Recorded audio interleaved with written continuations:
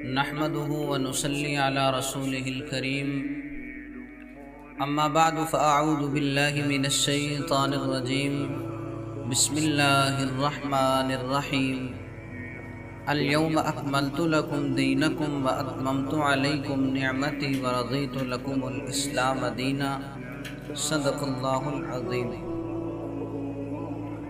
میرے انتہائی واجب الاحترام سامعین و ناظرین، آج کی گفتگو کا موضوع ایک کتاب ہے جس کا نام متفقہ مطالعہ قرآن حکیم ہے، جو کہ سکول کے نصاب میں شامل کرنے کی کوشش کی جا رہی ہے۔ تمہیدی طور پر آیت مبارکہ کے پیش نظر کچھ بات سماعت کر لیں۔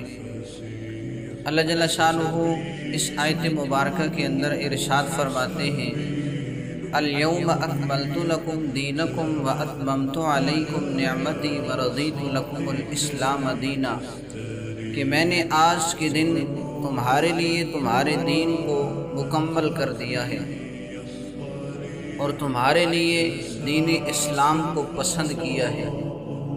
پتہ چلتا ہے اب نجات کا واحد ذریعہ دین اسلام ہے۔ اللہ جل شانہ دوسرے مقام پر ارشاد فرماتے ہیں، وَمَن يَبْتَغِ غَيْرَ الْإِسْلَامِ دِينًا فَلَن يُقْبَلَ مِنْهُ، کہ جو دین اسلام کے علاوہ دین تلاش کرے گا اللہ اس سے ہرگز قبول نہیں فرمائیں گے۔ پتہ چلا کہ دین اسلام ہی اصل دین ہے۔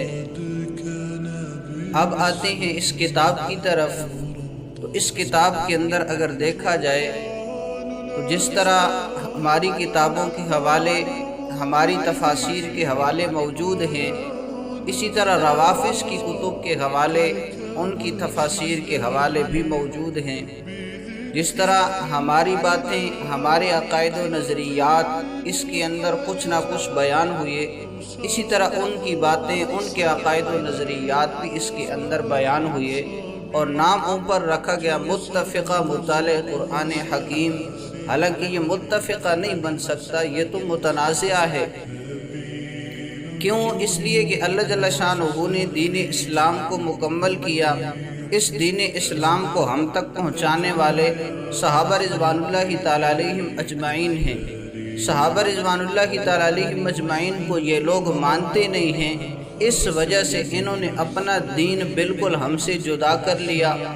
آپ دیکھ سکتے ہیں ہمارا کلمہ اور ہے، ان کا کلمہ اور ہے، ہماری اذان اور ہے، ان کی اذان اور ہے، ہماری اذان کے اندر الفاظ اور ہیں، ان کی اذان کے الفاظ اور ہیں، ہماری اذان کا طریقہ اور ہے، ان کی اذان کا طریقہ اور ہے، ہماری نماز اور ہے، ان کی نماز اور ہے، ہماری نماز کا طریقہ اور ہے، ان کی نماز کا طریقہ اور ہے۔ ہم صحابہ رضوان اللہ تعالیٰ علیہم اجمعین کو معتبر مانتے ہیں، یہ صحابہ رضوان اللہ تعالیٰ علیہم اجمعین پر تبرہ کرتے ہیں۔ ہم آپ صلی اللہ علیہ وسلم کے بعد خلفاء مانتے ہیں، یہ آپ صلی اللہ علیہ وسلم کے بعد 12 امام مانتے ہیں۔ تو پورے کا پورا دین آپس کے اندر جدا ہے، تو ان دونوں کے ترجموں کو، ان دونوں کی تفاسیر کو یکجا جمع کر کے اسے متفقہ کا نام کیسے دیا گیا؟ حالانکہ یہ متفقہ نہیں بن سکتا۔ اور پھر سکول کے چھوٹے بچوں کو پڑھایا جا رہا ہے، سکول کا بچہ کیا جانتا ہے بحار الانوار کس کی کتاب ہے، اصول کافی کس کی کتاب ہے، روزہ کافی کس کی کتاب ہے؟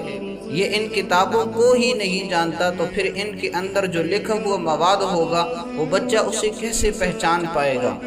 تو لہٰذا خدا را اس مطالعہ قرآن حکیم کو سکول کے نصاب میں شامل نہ کیا جائے، بلکہ ہمارے اکابر علماء امت کے تراجم اور تفاسیر موجود ہیں، لہٰذا انہی کو شامل نصاب کیا جائے۔